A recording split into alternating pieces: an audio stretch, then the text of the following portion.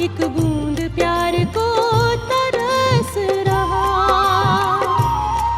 आनंद सघन घन बन करके वही परम प्यार है बरस रहा। तू परम प्रिय का प्रिय बनकर ये प्रीत की रीत निभा ले।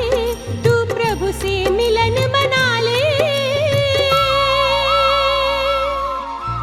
ओ मेरे प्राण पपी, ओ मेरे प्राण पपी।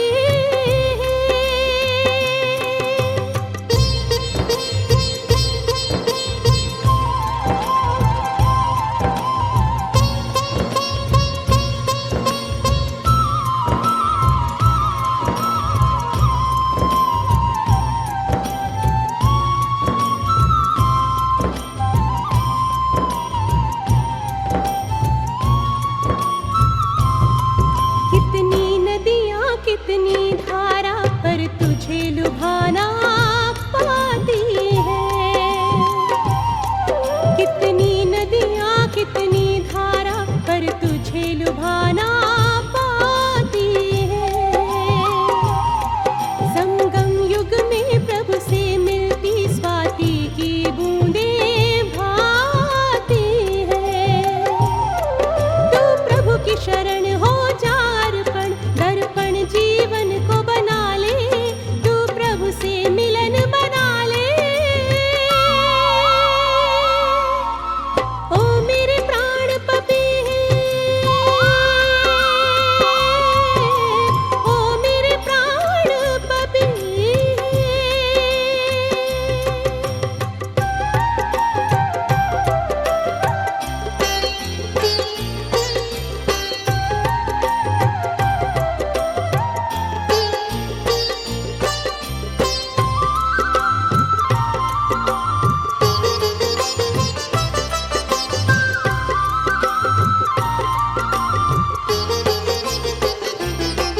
चंदा को जो देखे चकोर तू देख निरंतर प्रभु की ओर।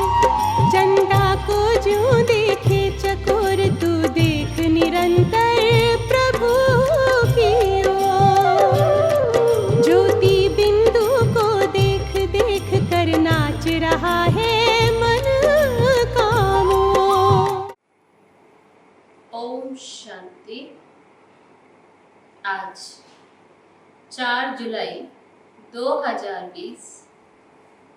बाबा कहते मीठे बच्चे, ऊंच बनना है तो अपना पोता में रोज देखो। कोई भी कर्मेंद्रिय धोखा ना दे। आंखें बहुत धोखेबाज हैं, इनसे संभाल करो।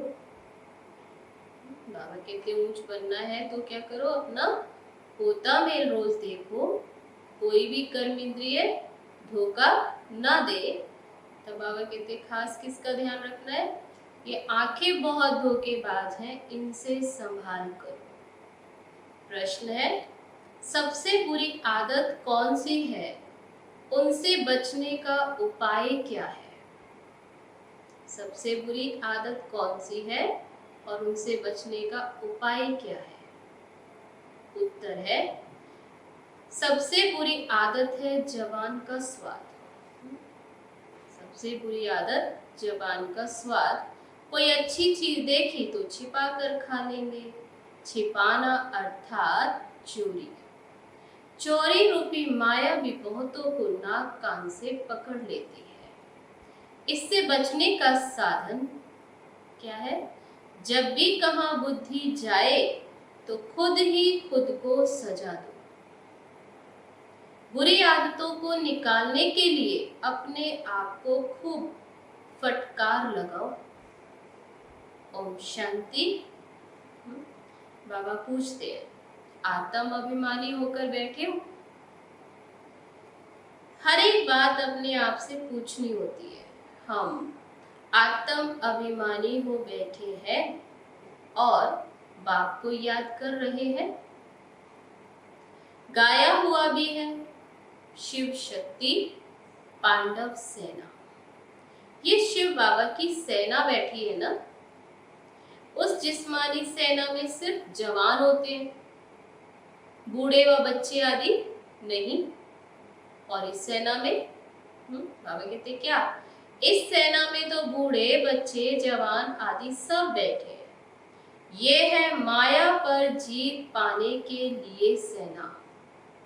किससे युद्ध है? माया से। हर एक को माया पर जीत पाकर बाबा से बेहद का वर्षा लेना है। बच्चे जानते माया बड़ी प्रबल है, कर्म इंद्रियां ही सबसे जास्ती धोखा देती है। चार्ट में ये भी लिखो। तो बाबा कहते क्या लिखना है कि आज कौन सी कर्म इंद्रिय ने धोखा दिया। आज फलाने को देखा तो दिल हुई उनको हाथ लगाए, ये करे, आंखें बहुत नुकसान करती। हर एक कर्म इंद्रिय देखो कौन सी कर्म इंद्रिय बहुत नुकसान करती है। सूरदास का भी मिसाल इस पर ही है। अपनी जांच रखनी है। आंखें बहुत धोखा देने वाली, अच्छे अच्छे बच्चों को भी माया धोखा दे देती है। भले सर्विस बहुत अच्छी करते, परंतु आंखें धोखा देती है। इस पर बड़ी जांच रखनी चाहिए, क्योंकि दुश्मन है ना, हमारे पद को भ्रष्ट कर देती है। जो सेंसिबल बच्चे हैं उन्हों को अच्छी रीति, बाबा कहते क्या करना चाहिए, अच्छी रीति नोट करना चाहिए, डायरी पॉकेट में पड़ी हो। जैसे भक्ति मार्ग में बुद्धि और तरफ भागती है तो अपने को चुटकी काटते हैं, तुमको भी सजा देनी चाहिए, ऐसे अपने को खबरदार करना चाहिए, बड़ी खबरदारी रखनी चाहिए। ये कर्म इंद्रियां धोखा तो नहीं देती हैं। किनारा कर लेना चाहिए, खड़ा होकर देखना भी नहीं चाहिए। स्त्री पुरुष का ही बहुत हंगामा है, देखने से काम विकार की दृष्टि जाती है, इसलिए सन्यासी लोग आंखें बंद करके बैठते हैं। कोई कोई सन्यासी तो स्त्री को देख पीट कर बैठते हैं। उन सन्यासियों आदि को क्या मिलता है? बाबा कहते वहां क्या प्राप्ति है उनको? करके 10-20 लाख करोड़ इकट्ठा करेंगे, मर गए तो सब खलास। फिर दूसरे जन्म में इकट्ठा करना पड़े। तुम बच्चों को तो जो कुछ मिलता है वह अविनाशी वर्षा हो जाता है, वहां धन की लालच होती है नहीं। बाबा कहते वहां धन की लालच होती ही नहीं। ऐसी कोई प्राप्ति होती नहीं जिसके लिए माथा मारना पड़े। कलयुग अंत और सतयुग आदि में रात दिन का फर्क है। वहां तो अपार सुख होता, कहाँ? सतयुग में यहाँ कुछ भी नहीं है। बाबा हमेशा कहते हैं संगम अक्षर के साथ क्या, पुरुषोत्तम अक्षर जरूर लिखो। पुरुषोत्तम संगम युग। साफ साफ अक्षर बोलने चाहिए, समझाने में सहज होता है। मनुष्य से देवता किए करत ना लागे बात। कब की बात है? तो जरूर संगम पर ही आएगा ना देवता बनाने, नरकवासी को स्वर्गवासी बनाने। मनुष्य तो घोर अंधियारे में है, स्वर्ग क्या होता पता ही नहीं है। और धर्म वाले तो स्वर्ग को देख भी नहीं सकते। क्यों? क्योंकि वह आते ही नहीं है स्वर्ग में। इसलिए बाबा कहते तुम्हारा धर्म बहुत सुख देने वाला है, उनको कहते ही हैं हेवन। परंतु ये थोड़े ही समझते हैं कि हम भी हेवन में जा सकते हैं। किसको भी पता नहीं है, भारतवासी ये भूल गए, हेवन को लाखों वर्ष कह देते हैं। तो बाबा कहते कि सारा ही, बाबा कहते कि सूत मुझा दिया। क्रिश्चियन लोग खुद कहते 3000 वर्ष पहले भारत स्वर्ग था। लक्ष्मी नारायण को कहते ही है गॉड गॉडेस। जरूर गॉड ही गॉड गॉडेस बनाएंगे, तो मेहनत करनी चाहिए, रोज अपना पोता मेल देखना चाहिए। भगवान आए ही हैं भगवान भगवती बनाने, तो बाबा कहते फिर मेहनत तो करनी चाहिए, रोज अपना पोता मेल देखो, कौन सी कर्मेंद्रिय ने धोखा दिया। ये जवान भी कोई कम नहीं है, कोई अच्छी चीज देखी तो छिपा कर खा लेंगे, समझते थोड़े हैं ये भी पाप है, ये भी चोरी हुई ना। सो भी शिव बाबा के यज्ञ से चोरी करना तो बहुत खराब है। कक का चोर सो लक का चोर कहा जाता है। बहुतों को माया नाक से पकड़ती रहती है। ये सब बुरी आदतें निकालनी है, अपने आप फटकार डालनी चाहिए, खुद को खुद ही फटकार डालनी चाहिए। जब तक बुरी आदतें हैं तब तक फिर ऊंच पद तो पा नहीं सकेंगे। स्वर्ग में जाना तो बड़ी बात नहीं है, परंतु कहाँ राजा रानी और कहाँ प्रजा। तो बाबा कहते हैं कर्मेंद्रियों की बड़ी जांच करनी चाहिए, कौन सी कर्मेंद्रिय धोखा देती है, पोता मेल निकालना चाहिए।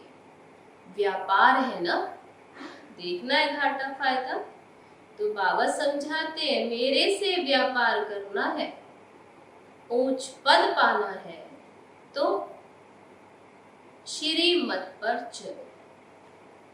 बाबा डायरेक्शन देते, उसमें भी माया विघन डालती है, करने नहीं देती है। बाबा जो डायरेक्शन देते उस पर पूरा चलने नहीं देती, इसलिए बाबा कहते उसमें माया विघन डालती है। बाबा कहते ये भूलो मत, गफलत करने से फिर बहुत पछताएंगे, कभी ऊंच पद नहीं पाएंगे। अभी तो खुशी से कहते हैं हम नर से नारायण बनेंगे, परंतु अपने से पूछते रहो। बाबा पूछते हैं तो क्या कहते हैं, हम तो लक्ष्मी नारायण बनेंगे। बाबा कहते तब अपने से पूछते रहो, कहाँ कर्मेंद्रियों से धोखा तो नहीं खाते, कोई कर्मेंद्री धोखा तो नहीं देती है। अपनी उन्नति करनी है तो बाबा जो डायरेक्शन देते हैं उसे अमल में लाओ। सारे दिन का पोता मेल देखो, भूले तो बहुत होती रहती है, ये आंखें बड़ा धोखा देती है। तरस पड़ेगा, इनको खिलाऊं, इनको सौगात दूं, अपना बहुत टाइम वेस्ट कर लेते हैं। माला का दाना बनने में बड़ी मेहनत है, तब 8 रतन है मुख्य। तब देखो कितनों में कितने पास होते हैं। तब बाबा कहते देखो 8 रतन मुख्य है, 9 रतन कहते हैं ना, एक तो बाबा है, बाकी है 8। बाबा की निशानी तो चाहिए ना बीच में, कोई ग्रहचारी आदि होती है तो 9 रतन की अंगूठी आदि पहनते हैं। इतने ढेर पुरुषार्थ करने वाले से 8 निकलते हैं, इतने सब पुरुषार्थ करने वाले और पास भी दोनों। तब बाबा कहते 8 रत्नों की बहुत महिमा है। देह अभिमान में आने से कर्मेंद्रियां बहुत धोखा देती है। तब मुख्य बात ही देह अभिमान में आने से गिरते हैं। भक्ति में भी चिंता रहती है ना, सिर पर बहुत पाप है तो दान पुण्य करें, ऐसा समझते हैं कि दान पुण्य करेंगे तो पाप मिट जाएंगे। सत्युग में कोई चिंता की बात नहीं, क्यों? क्योंकि वहां रावण राज्य ही नहीं है। वहां भी ऐसी बातें हो, बाबा कहते वहां भी अगर ऐसी ही बातें हो तो नर्क और स्वर्ग में कुछ फर्क ही न रहे। वहां भी दुख है, चिंता है, परेशानी है, तो बाबा कहते फिर नर्क और स्वर्ग में फर्क क्या रहा। तुमको इतना ऊंच पद पाने के लिए क्या ध्यान खिंचवाते हैं। बाबा कहते नशा रहे हमेशा कि तुमको इतना ऊंच पद पाने के लिए स्वयं भगवान बैठ पढ़ाते हैं। बाबा याद नहीं पड़ता। बाबा कहते चलो बाबा भूलता तो अच्छा, पढ़ाने वाला टीचर तो याद रहे। पढ़ाने वाला कौन? अच्छा, भले ये भी याद करो कि हमारा एक ही बाबा सतगुरु भी है। तो एक भी याद रहेगा तो तीनों याद रहेंगे, बाप, टीचर और सतगुरु। मनुष्यों ने आसुरी मत पर बाबा का कितना तिरस्कार किया है। बाबा अब सब पर उपकार करते हैं। सबने उनका अपकार किया, तिरस्कार किया, और बाबा क्या करते हैं? अपकारियों पर भी उपकार। तुम बच्चों को भी उपकार करना चाहिए, किसी पर भी अपकार नहीं, कुदृष्टि भी नहीं, अपना ही नुकसान करते हैं। वे वाइब्रेशन फिर दूसरों पर भी असर करते हैं। बाबा कहते बहुत बड़ी मंजिल है। रोज अपना पोता मेल देखो। क्या देखो? कि कोई विकर्म तो नहीं बनाया। ये है ही विकर्मी दुनिया, विकर्मी संवत। विकर्माजीत देवताओं के संवत का कोई को पता भी नहीं। बाबा समझाते हैं विकर्माजीत संवत को 5000 वर्ष हुए, फिर बाद में विकर्म संवत शुरू होता है। राजाएं भी विकर्म ही करते रहते हैं। जब विकर्मी संवत है तो महाराजा भी विकर्म करते। तब बाबा कहते हैं कर्म अकर्म विकर्म की गति मैं तुमको अभी समझाता हूं। रावण राज्य में तुम्हारे कर्म विकर्म बन जाते हैं, देवाभिमानवश कर्म करते हैं। सत्युग में कर्म अकर्म होते हैं, विकर्म बनता नहीं, वहां विकार का नाम ही नहीं है। ये ज्ञान का तीसरा नेत्र अभी तुमको मिलता है। अभी तुम बच्चे, क्या अभी तुम बच्चे बाप के द्वारा त्रिनेत्री त्रिकालदर्शी बने। तीसरा नेत्र मिलता है जिनसे तीनों कालों को जानते हो। मनुष्य कोई बना न सके, ये बाप ही आकर हमें त्रिनेत्री त्रिकालदर्शी बनाते। कोई मनुष्य नहीं बना सकता, तुमको सुनाने वाला है बाप। पहले जब आस्तिक हो तब त्रिनेत्री त्रिकालदर्शी बने। सारा ड्रामा का राज बुद्धि में है। मूल वतन, सूक्ष्म वतन, 84 का चक्र सब बुद्धि में है। फिर पीछे पीछे और धर्म आते हैं, वृद्धि को पाते रहते हैं। उन धर्म स्थापकों को गुरु नहीं कहेंगे, तो वे आते ही हैं अपने धर्म की स्थापना करने। उनके पीछे उनके धर्म की आत्माएं आती हैं। बाबा कहते हैं उन्हें गुरु नहीं कहेंगे। सर्व की सदगति करने वाला सतगुरु तो एक ही है, बाकी वह कोई सदगति करने थोड़े ही आते हैं, वह तो धर्म स्थापक है। क्राइस्ट को याद करने से सदगति थोड़े ही होगी, विकर्म विनाश थोड़े ही होंगे, कुछ भी नहीं। उन सबको तब क्या बाबा कहते हैं उन सबको भी भक्ति की लाइन में ही कहा जाएगा। वे भी अपने अपने समय अनुसार धर्म स्थापन करने आए हैं। बाकी कोई किसी का को सदगति दे या विकर्म विनाश कराए, वो तो नहीं। तो ज्ञान की लाइन में सिर्फ तुम हो पंडित, सबको शांति धाम सुख धाम का रास्ता बताते हो। बाबा भी लिबरेटर है, गाइड है।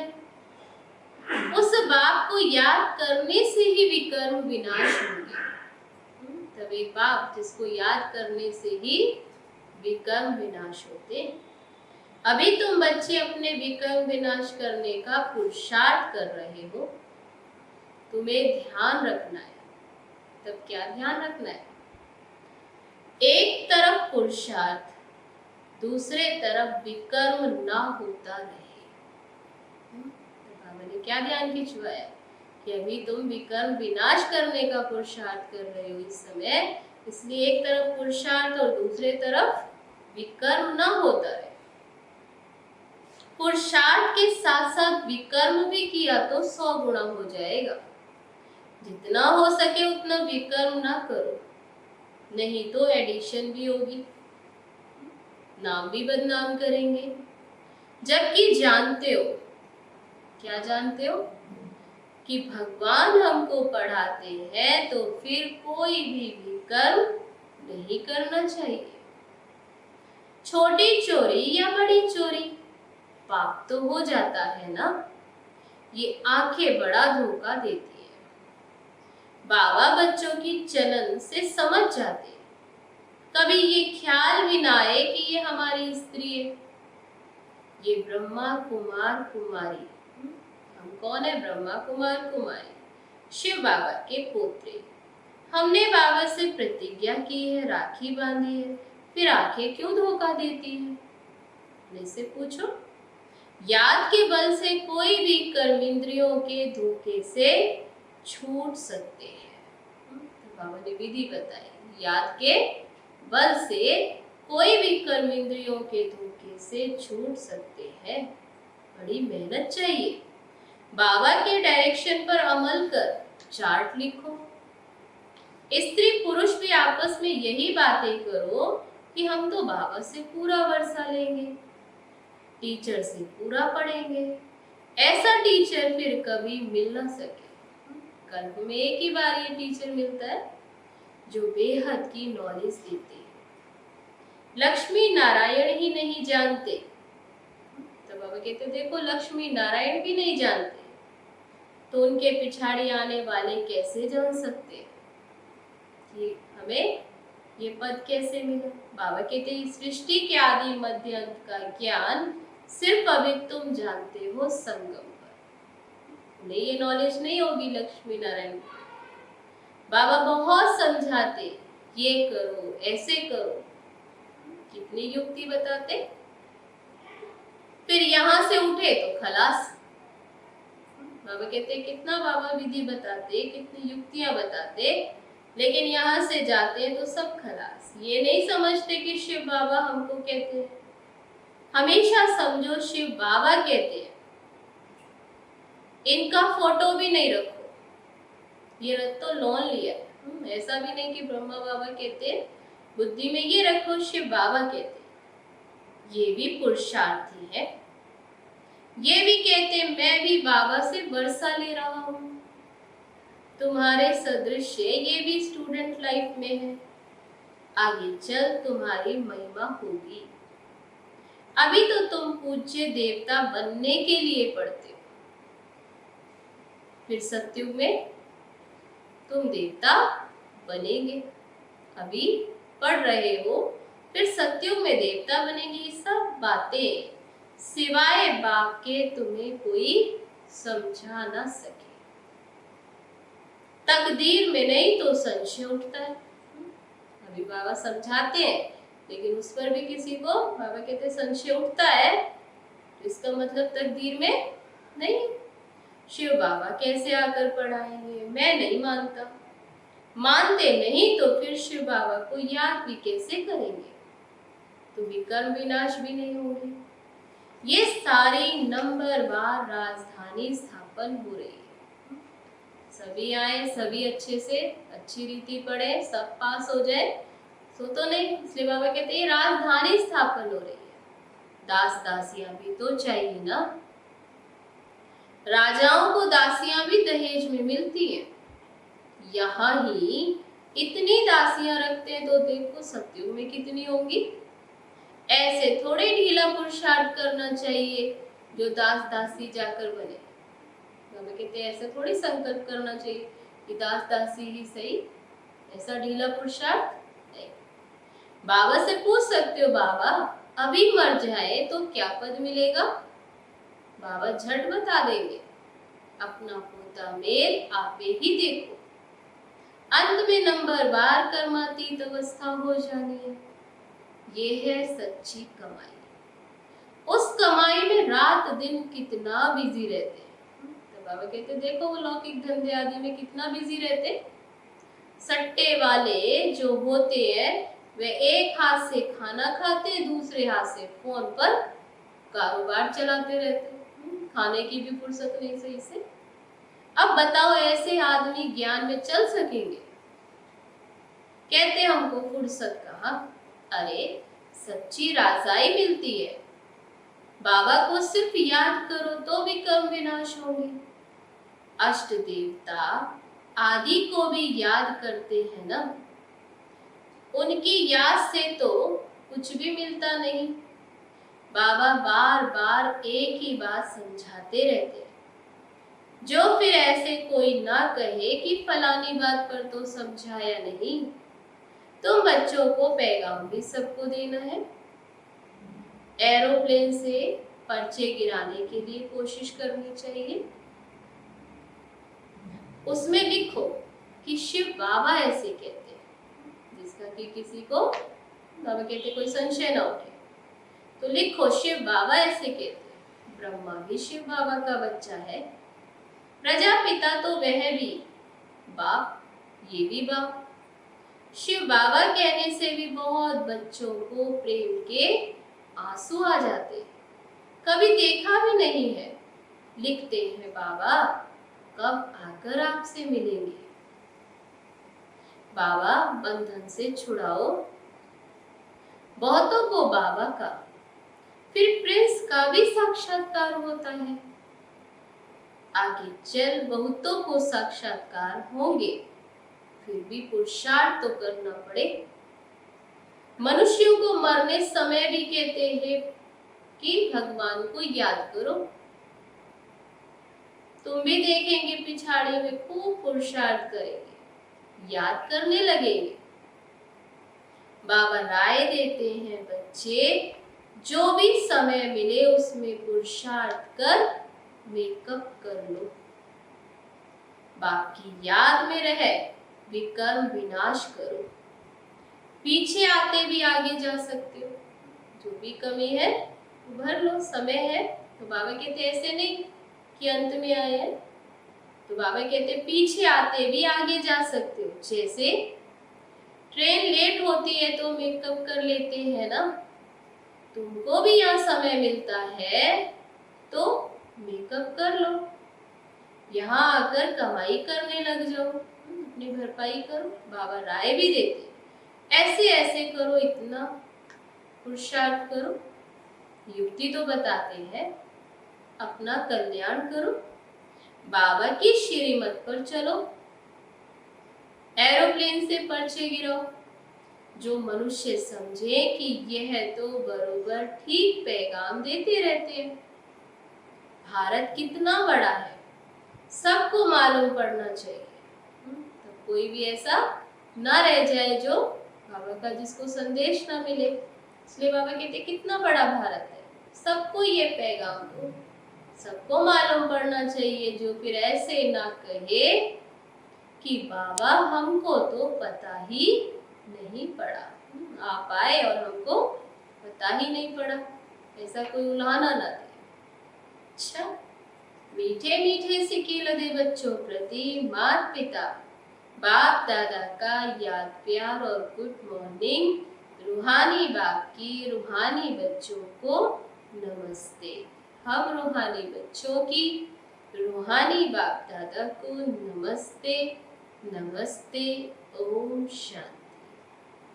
अब है धारणा के लिए मुख्य सार। पहली पॉइंट, सेंसिबल बन अपनी जांच करनी है कि आंखें धोखा तो नहीं देती हैं। कोई भी कर्म इंद्रिय के वश हो उल्टा कर्म नहीं करना है। याद के बल से कर्म इंद्रियों के धोखे से छूटना है। सेंसिबल बन अपनी जांच करनी है कि आंखें धोखा तो नहीं देती, और क्या कोई भी कर्म इंद्रिय के वश हो उल्टा कर्म नहीं करना। याद के बल से कर्म इंद्रियों के धोखे से छूटना है। दूसरी पॉइंट, इस सच्ची कमाई के लिए समय निकालना है। ऐसे नहीं हमारे पास समय ही नहीं है, तो बाबा कहते हैं सच्ची कमाई के लिए समय निकालना है। पीछे आते भी पुरुषार्थ से मेकअप कर लेना है। ये विकर्म विनाश करने का समय है, इसलिए क्या सावधान। तो बाबा कहते हैं विकर्म विनाश करने का समय है, इसलिए कोई भी विकर्म नहीं करना है। अब है आज का वरदान। हर कंडीशन में सेफ रहने वाले एयर कंडीशन के टिकट के अधिकारी भव। हर कंडीशन में सेफ रहने वाले एयर कंडीशन की टिकट के अधिकारी भव। एयर कंडीशन की टिकट उन्हें बच्चों को मिलती जो यहाँ हर कंडीशन में सेफ रहते हैं। कोई भी परिस्थिति आ जाए, कैसी भी समस्याएं आ जाए, लेकिन हर समस्या को सेकंड में पार करने का सर्टिफिकेट चाहिए। हर समस्या को सेकंड में पार करने का सर्टिफिकेट चाहिए। जैसे उस टिकट के लिए पैसे देती हूँ, ऐसे यहाँ सदा विजयी बनने की मनी चाहिए। जैसे उस टिकट के लिए टिकट चाहिए तो पैसे देते, बाबा कहते हैं ऐसे यहाँ सदा विजयी बनने की मनी चाहिए, जिससे ही टिकट मिल सकेगी। ये मनी प्राप्त करने के लिए मेहनत करने की जरूरत नहीं, सिर्फ बाप के सदा साथ रहो। तो क्या विधि है? मेहनत नहीं करनी है मनी प्राप्त करने के लिए, तब सिर्फ बाबा ने कहा बाबा के सदा साथ रहो तो अनगिनत कमाई जमा होती रहेगी। तो आज का वरदान, हर कंडीशन में सेफ रहने वाले एयर कंडीशन की टिकट के अधिकारी भव। अब है स्लोगन, कैसी भी परिस्थिति हो, परिस्थिति चली जाए लेकिन खुशी नहीं जाए। कैसी भी परिस्थिति हो, परिस्थिति चली जाए लेकिन खुशी ना जाए। अच्छा, ओम शांति। चलो बाबा की याद।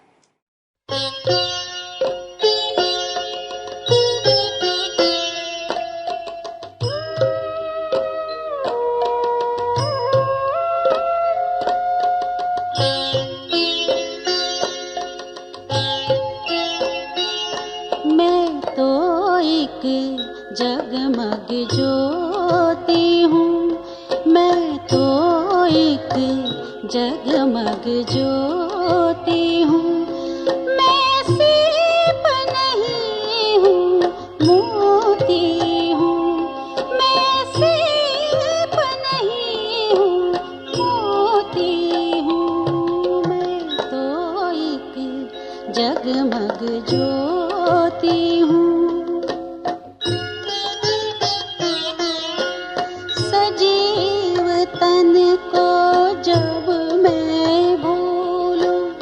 परम धाम में होती हूँ।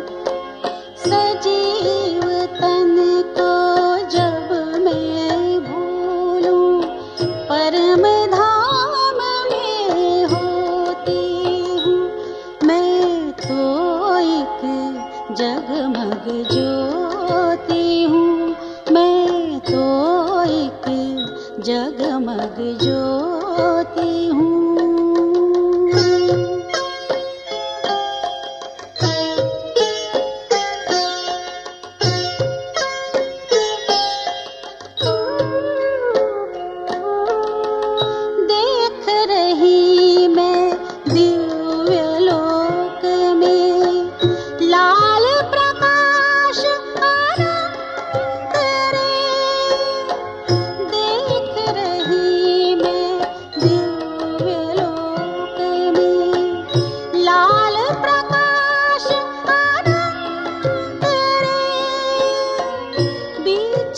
चम